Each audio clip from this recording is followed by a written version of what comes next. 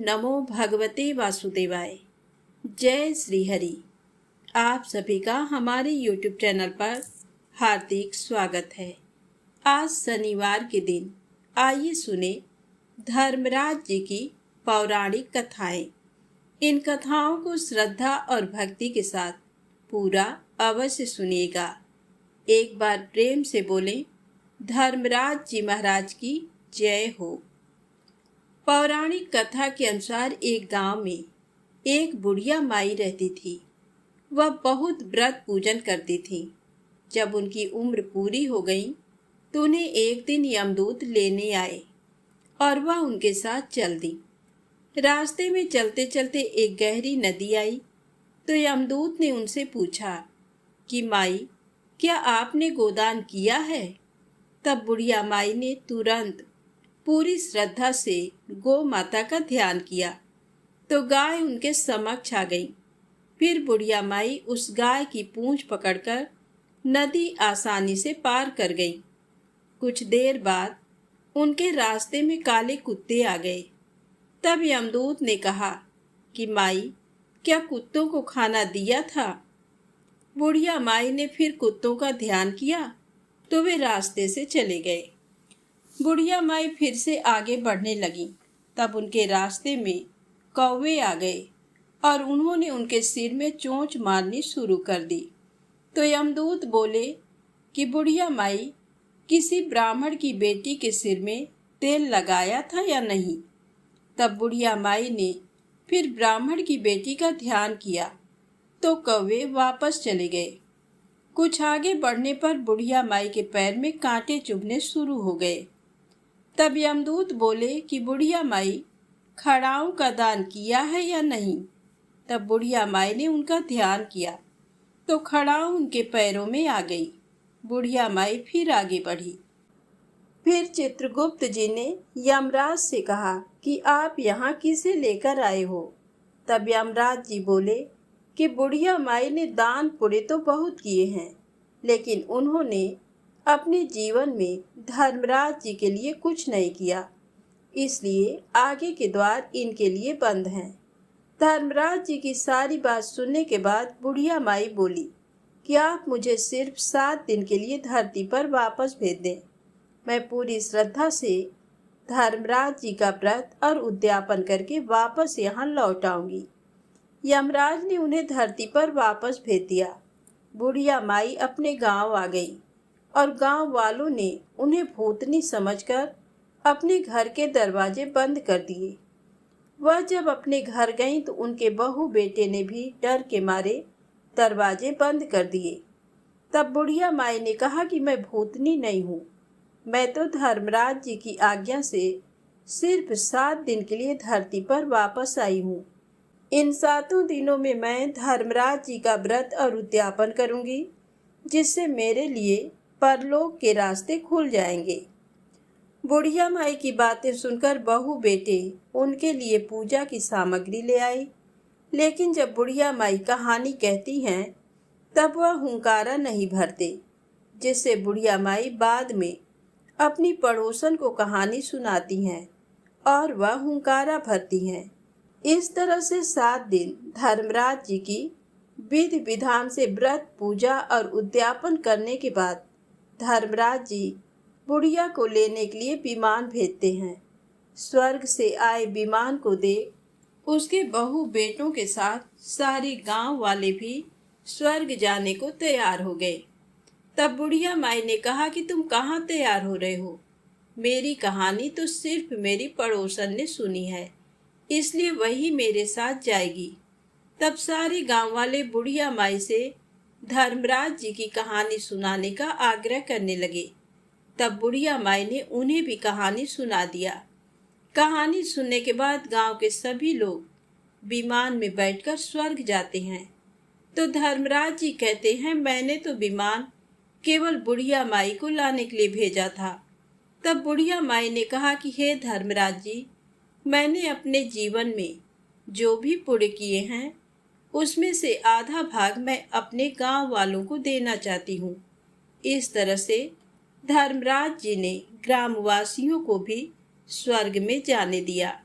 हे धर्मराज जी महाराज, जैसे आपने बुढ़िया माई और उसके गांव के सभी लोगों को स्वर्ग में जगह दी, उसी तरह से हमें भी देना। साथ ही कहानी सुनकर हुंकारा भरने वालों को भी देना और कहानी कहने वाले को भी परलोक में जगह देना। धर्मराज जी महाराज की जय। अब आइए सुने दूसरी पौराणिक कथा, अपने कर्मों का फल। एक राजा था, वह बहुत धर्मात्मा और न्याय करने वाला था और वह भगवान का भी बहुत बड़ा भक्त था। उसने ठाकुर जी का मंदिर बनवाया और एक ब्राह्मण को उसका पुजारी नियुक्त किया। वह ब्राह्मण बहुत ही अच्छा और धर्मात्मा था। वह राजा से कभी भी कुछ नहीं मांगता था। उसके स्वभाव पर राजा भी बहुत प्रसन्न थे और उसे रोज मंदिर में पूजा करते हुए 20 वर्ष हो गए थे। उसने कभी राजा से किसी प्रकार का कोई प्रश्न नहीं किया। फिर एक बार राजा को एक पुत्र पैदा हुआ। उसने उसे पढ़ा लिखा कर बहुत विद्वान बनाया और उसकी शादी एक सुंदर राजकन्या से करा दी। शादी की रात को राजकन्या को नींद नहीं आई और वह इधर उधर घूमने लगी। जब वह अपने पति के पलंग के पास आई तो उसने देखा कि हीरे जवाहरात से जड़ी एक तलवार वहां रखी है। उसने उस तलवार को म्यान से बाहर निकाला तो वह तलवार बिजली के समान चमकने लगी। ये देखकर वह डर गई और डर के मारे वह तलवार उसकी हाथ से छूटकर राजकुमार की गर्दन पर जा गिरी और राजकुमार का सर कट गया और वह मर गया। वही राजकन्या अपने पति के मरने से बहुत दुखी हुई और वह ये सोचकर बहुत डर गई थी कि अगर मैं सबको सच बताऊंगी तो कोई भी मेरी बात पर विश्वास नहीं करेगा। सुबह होते ही राजकन्या विलाप करने लगी और कहने लगी कि मेरे पति को कोई मार गया। लोग इकट्ठा हो गए और राजा भी आ गए। राजा ने आकर पूछा, किसने मारा? वह कहने लगी, मैं नहीं जानती वह कौन था, परंतु उसे मैंने ठाकुर जी के मंदिर में जाते हुए देखा है। राजा समेत सभी लोग ठाकुर जी के मंदिर में गए तो उन्होंने ब्राह्मण को वहां पूजा करते हुए देखा। सभी ने उसे पकड़ लिया। ब्राह्मण ने बहुत कहा कि मैंने राजकुमार को नहीं मारा, पर किसी ने उसकी बात नहीं मानी। राजा ने भी बार बार सोचा कि ब्राह्मण निर्दोष हो सकता है, लेकिन सभी के कहने पर राजा ने ब्राह्मण से कहा, मैं तुम्हें प्राणदंड तो नहीं देता, लेकिन जिस हाथ से तुमने मेरे पुत्र को तलवार से मारा है उस हाथ को काटने का आदेश देता हूँ। ऐसा कहकर राजा ने उसका हाथ कटवा दिया और इस पर ब्राह्मण बहुत दुखी हुआ और राजा को अधर्मी मानकर उसका राज्य छोड़कर चला गया। उसने फिर बहुत खोज की कि कोई विद्वान ज्योतिषी मिले तो अपने बिना किसी अपराध हाथ कटने का कारण उनसे पूछूं। फिर उसे काशी में एक विद्वान ज्योतिष मिले। वह ज्योतिष से मिलने उनके घर गया तो वह ज्योतिष वहां नहीं थे। उनकी पत्नी उनकी आलोचना कर रही थी और उन्हें बहुत भला बुरा कह रही थी। थोड़ी देर में वह ज्योतिषी घर आ गए। उनके घर आने के बाद भी उनकी पत्नी उनका तिरस्कार कर रही थी, पर ज्योतिषी चुप रहे और उन्होंने अपनी स्त्री से कुछ भी नहीं कहा। इसके बाद वह अपनी गद्दी पर जाकर बैठ गए। ब्राह्मण को देखकर ज्योतिषी ने कहा, कहिए ब्राह्मण देवता, आपका कैसे आना हुआ? ब्राह्मण ने कहा, आया तो अपने बारे में कुछ पूछने, लेकिन पहले आप अपना हाल बताइए कि आपकी पत्नी अपनी जुबान से आपका इतना तिरस्कार क्यों करती है। तब ज्योतिषी ने कहा, ये मेरी स्त्री नहीं, मेरा कर्म है। दुनिया में हम जिसे भी देखते हैं, भाई हो, पुत्र, शिष्य, पिता या कोई भी संबंधी, वह सब हमारा अपना ही कर्म है। अपना किया हुआ कोई भी काम, शुभ हो या अशुभ, हमें भोगना ही पड़ता है, इसलिए मैं अपने कर्मों को खुशी से भोग रहा हूँ। ब्राह्मण ने पूछा, आपने ऐसा क्या कर्म किया था? तो ज्योतिषी ने कहा, पूर्व जन्म में मैं एक कौवा था और आज जो मेरी स्त्री है वो एक गधी थी, जिसकी पीठ पर एक फोड़ा हो गया था और फोड़े की पीड़ा से वह बहुत दुखी थी।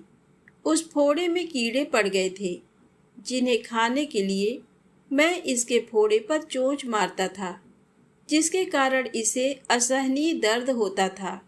एक बार इसकी पीठ पर चोंच मारते हुए मेरी चोंच इसकी हड्डी में घुस गई और वह दर्द से तड़प उठी। मैंने भी खुद निकालने की बहुत कोशिश की, परंतु वह अटक गई और नहीं निकल सकी। इसने सोचा कि पानी में मैं अपनी चोंच निकाल लूँगा और ऐसा सोचकर इसने गंगा नदी में प्रवेश कर दिया। गंगा का प्रवाह तेज होने के कारण हम दोनों बह गए और बीच में ही मर गए। तब गंगा जी के प्रभाव से ये तो ब्राह्मणी बनी और मैं बहुत बड़ा ज्योतिषी बना और आज ये मेरी पत्नी बनी है, जो कुछ दिनों के लिए मुझे अपने मुंह से गाली निकालकर मुझे दुख देगी।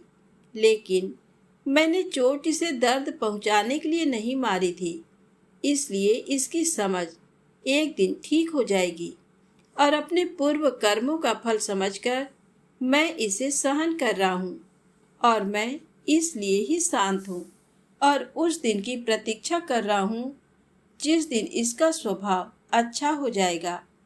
अब आप कहो कि आप यहाँ किस लिए आए हो?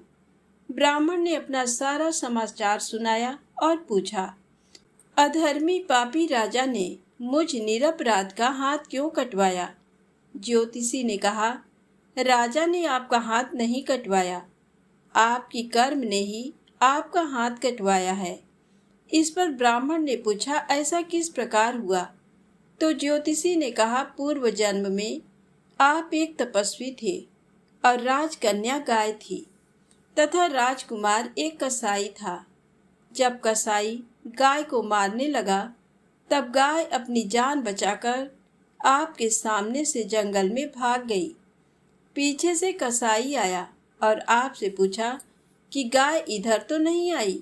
आपने जिस तरफ गाय गई थी उस तरफ अपने हाथ से इशारा किया तो कसाई ने जाकर उस गाय को मार डाला। इतने में जंगल से एक शेर आया और गाय और कसाई दोनों को खा गया। कसाई को राजकुमार और गाय को राजकन्या का जन्म मिला एवं पूर्व जन्मों में किए हुए कर्म ने एक रात्रि के लिए उन दोनों को इकट्ठा किया। चूंकि कसाई ने गाय को हंसिए से मारा था, इसी कारण राजकन्या के हाथों गलती से ही तलवार गड़ने के कारण राजकुमार का सर कट गया और वह मर गया। इस तरह अपना फल देखकर कर्म निवृत्त हो गया और तुमने हाथ का जो इशारा किया था उस पाप कर्म ने ही तुम्हारा हाथ कटवा दिया। इसमें तुम्हारा ही दोष है, किसी और का नहीं। तो दोस्तों, इस कहानी से हमें ये सीख मिलती है कि कोई भी कर्म छोटा या बड़ा नहीं होता, हमें हमारे कर्मों का परिणाम भुगतना ही पड़ता है। जैसा हमने किया है उसका फल हमें जरूर मिलता है। इसलिए हमें अपने कर्मों को सावधानी से चुनना चाहिए ताकि हम दूसरों को नुकसान न पहुंचा सके और अच्छे कर्म करके समाज में सहायता कर सके। हम इस कर्म सिद्धांत को मान लें और जान लें तो हम किसी भी घोर कर्म का फल भोगते हुए भी दुखी नहीं होंगे। प्रेम से बोलें, श्री हरि विष्णु भगवान की जय हो।